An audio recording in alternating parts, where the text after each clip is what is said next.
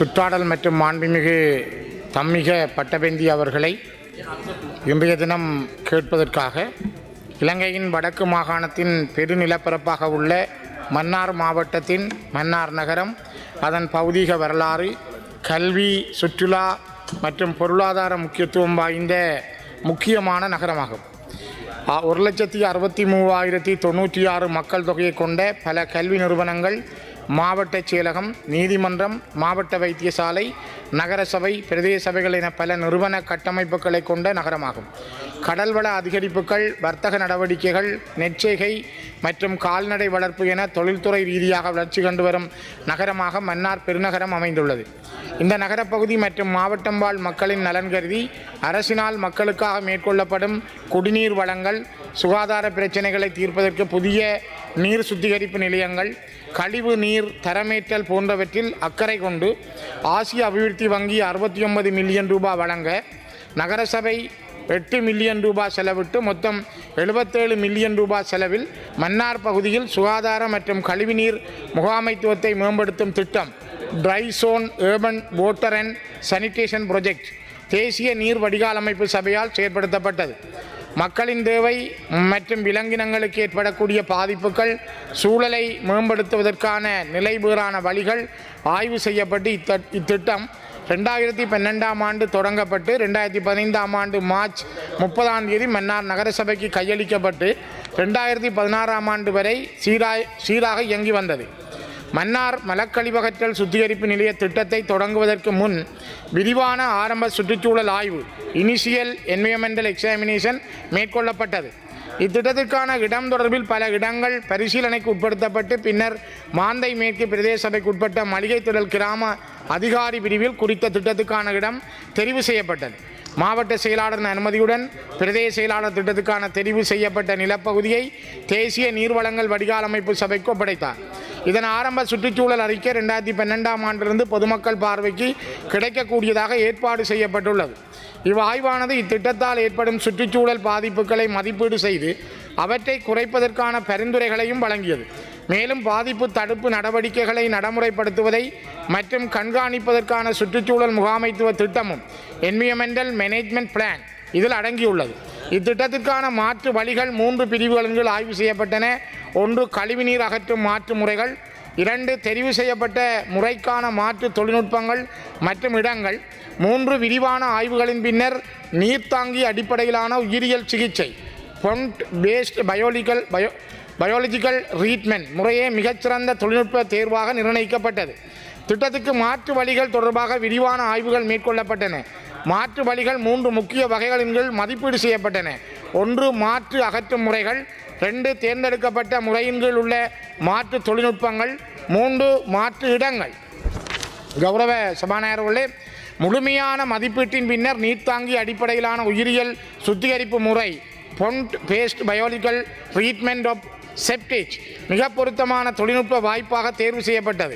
இந்த அடிப்படைகளில் இந்த முன்னேற்றங்கள் நடைபெற்று கொண்டிருக்கிற பொழுது 2016 பிப்ரவரி 25ஆம் தேதி ஏற்படுத்தப்பட்ட கட்டளை ஒன்றின் மூலம் 1937ஆம் ஆண்டு 2ஆம் இலக்க தாவர விலங்கின பாதுகாப்பு கட்டளை சட்டத்தின் கீழ் 2(1) கீழ் மன்னார் மாவட்டத்தில் அமைந்துள்ள மொத்தம் 29,180 ஹெக்டேயர் பரப்பளவு கொண்ட நிலப்பகுதி விடத்தல் தீவு பாதுகாக்கப்பட்ட பிரதேசம் ஒன்றாக விடத்தல் தீவு நேச்சர் ரிசர்வ் அறிவிக்கப்பட்டு 2016 மார்ச் 1ஆம் தேதி 1956 சாய்கோடு 13ஆம் இலக்க விசேட வர்த்தமானியில் வெளியிடப்பட்டது.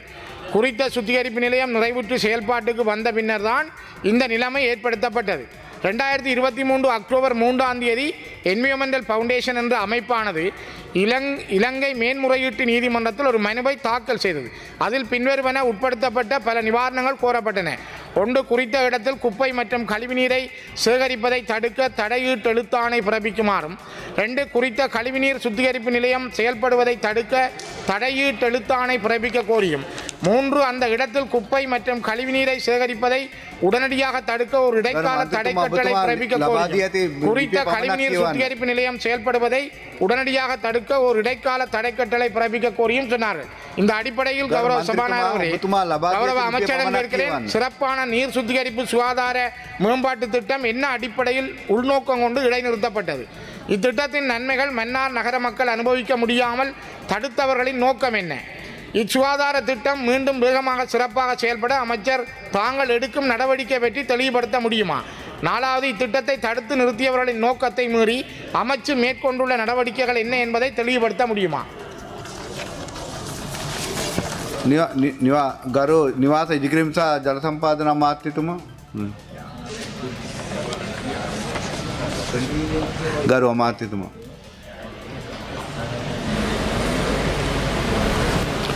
ගරු මන්ත්‍රතුමනි මේ ඔබතුමාගේ ප්‍රශ්නයේ අපැහැදිලිතාවයක් තියෙනවා පටලවිලා තිබෙනවා ඒ නිසා මේකට මේ උත්තරයක් නොදීත් බෑ නමුත් සම්පූර්ණ උත්තරයක් දෙන්නත් බෑ මම උත්තරයක් දෙන්නම් අපි බලමු ඔබතුමාට මොකද්ද සම්පූර්ණ උත්තරයක් කොහොමද ගන්න කියලා කතානායකතුමනි dry zone urban water sanitation project කියන මේ ආසියානු සමෘද්ධි බැංකුව විසින් ක්‍රියාත්මක කරපු ව්‍යාපෘතිය ණය ආධාර යටතේ 2012 වසරේ ආරම්භ කර 2016 වසරේදී අවසන් කර ඇත. මෙම ව්‍යාපෘතිය යටතේ මන්නාරම් ප්‍රදේශයේ ජල සම්පාදන හා සනීප ආරක්ෂක පහසුකම් වැඩි දියුණු කිරීමට පියවරගෙන ඇත. ඒ යටතේ ජාතික ජල සම්පාදන හා ජලාපවාහන මණ්ඩලය මගින් ගෘහස්ත පූතික ටැංකිය කියන්නේ සෙප්ටික් ටැංක්ස් වලින් ඉවත් කරන ඝන අපද්‍රව්‍ය පිරිපහදු කිරීම සඳහා ඝන මීටර් 28ක පවිත්‍රාගාරයක් ඉදිකර එයට අදාළ ගලි රථ සමග 2015 වසරේදී නගර සභාව වෙත බාර දී ඇත. මීට අමතරව පොදු වැසිකලි පද්ධතිය ඉදිකර ඒ වාද නඩත්තුව සඳහා නගර සභාව වෙත බාර දී ඇත. 2025-10-21 අපි විමසීමක් කර නගර සභාවෙන් මේ පද්ධතියේ ක්‍රියාකාරීත්වය පිළිබඳව මහනගර මන්නාරම නගර සභාවේ විමසන ලදුව මේ වන විට ඉහත අප ජල පවිත්‍රාගාරය හා පොදු වැසිකල පද්ධතීන් ක්‍රියාත්මක තත්ත්වයේ පවතින බව ජාතික ජල සම්පාදන හා ජලාපවාහන මණ්ඩලය වෙත දැනුම් දීලා තියෙනවා. ප්‍රසංග දෙක මේ ව්‍යාපෘතියට ඒ කියන්නේ dry zone urban water and sanitation project කියන ව්‍යාපෘතියට අදාළ කාර්යයන් ඉටු කර ඒට අදාළ ණය සීමාව තුළ ව්‍යාපෘතිය අවසන් කළා. ඉහත ව්‍යාපෘතිය කිසිවෙකුගේ බාධා කිරීමට ලක් වෙලා නැහැ. මේ කියන ව්‍යාපෘතිය.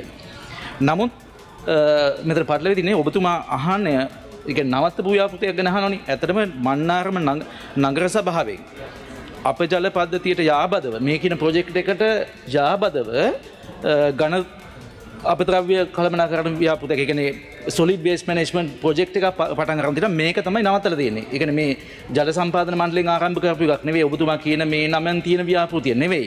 ඒ ව්‍යාපෘතිය ක්‍රියාත්මකයි. ඒකට යාබදව වෙන ව්‍යාපෘතියක් ආරම්භ කළ දෙනවා. ඒක තමයි නැවතීම ලක් කරලා තියෙන්නේ. ඒක ජල සම්පාදන මණ්ඩලයට අයිති නැති එකක්. නීතිමය ප්‍රශ්නයක් මතය ක්‍රියාත්මක වීම අත්හිටු ඇති බව දැනුම් දීලා තිනවා. ඉහත මන්නාරම ගණාපෘතව්‍ය බැහැර කිරීම හා ප්‍රතිචක්‍රණය කිරීමේ ව්‍යාපෘති පිළිබඳව එහි වර්තමාන තත්ත්වය පිළිබඳව අතරම නගර සභාව පැත්තෙන් තමයි අහන්න ඕනේ. ඔබතුමා මේ ප්‍රශ්න නිශ්චය කරන නැති නිසා ඒ කියන්නේ වෝටර් බෝඩ් එකෙන් ක්‍රියාත්මක කරපු ව්‍යාපෘතියක් ගැන අහලා ඇයි මේක නැවැත්වුවේ කියලා ඇහුවාම ඒක ක්‍රියාත්මකයි. නමුත් ක්‍රියාත්මක නොවන ව්‍යාපෘතියක් තියෙනවා. ඒක මේ අමාත්‍යාංශයට අදාළ නැහැ. උනෝම පටලවිල්ලක් තියෙනවා මන්ත්‍රීතුමා. ගරු මන්ත්‍රීතුමා கௌரவ அமைச்சர் அவர்களே, நான் கேட்கிறது என்னென்றால் இந்த திட்டத்துக்காக நீதிமன்றத்தில் 4 எழுத்தாணைகள் தடை எழுத்தாணைகள் பெறப்பட்டிருக்கிறது. அப்படி என்றால் இந்த திட்டம் தொடர்ந்து இயங்குவதற்கு ஏதாவது தடை இருக்கா? இவ்வளவு காசு செலவழித்து அந்த மக்களுடைய மன்னார் நகரத்துடைய வளர்ச்சிக்காக எடுக்கப்பட்ட ஒரு திட்டத்தை கொழும்பிலே இருந்து சென்ற ஒரு நபர் வழக்கு தாக்கல் செய்வதன் மூலம் அவர் இயற்கையை விரும்புகிறேன் என்று சொல்லிக்கொண்டு அந்த நகரத்தை அசுத்தமாக வைத்திருக்க விரும்புகிறாரா? அப்படியானா அதுக்கான தங்களுடைய விடை என்ன? ගරු මන්ත්‍රීතුමා මේ dry zone urban water and sanitation project කියන ජල අපි water board එකෙන් ක්‍රියාත්මක කරපු වැඩසටහන නවත්තලා නැහැ. ඒක ඉවර කළා නගර සභාවට බාර දීලා තියෙනවා. ඒ ව්‍යාපෘතිය ක්‍රියාත්මකයි. ඒක නවත්තලා නැහැ.